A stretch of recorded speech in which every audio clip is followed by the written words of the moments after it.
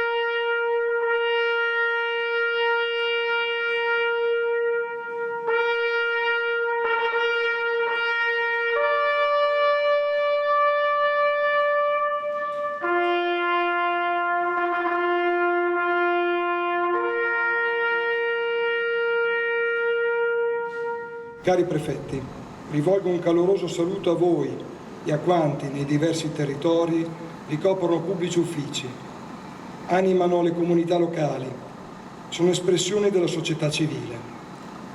A quanti, cittadine e cittadini, celebrano oggi l'80° anniversario della Repubblica.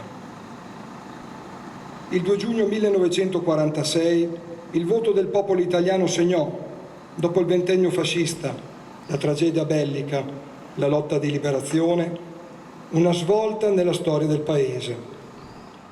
In tale occasione, in un delicato momento di transizione, il libero esercizio del voto fu di nuovo garantito, ripristinandolo dopo anni, con l'operoso contributo delle prefetture e delle altre istituzioni.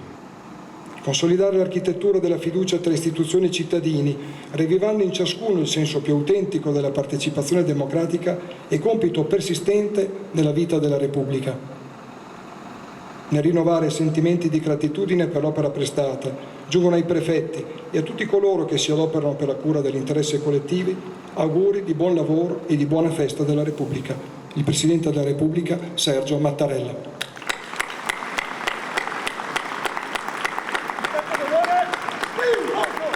Grazie ancora per essere presenti, buona festa della Repubblica, buon augurio degli 80 anni alla Repubblica Italiana, una bella data, 80 anni, e viva la Repubblica Italiana, grazie.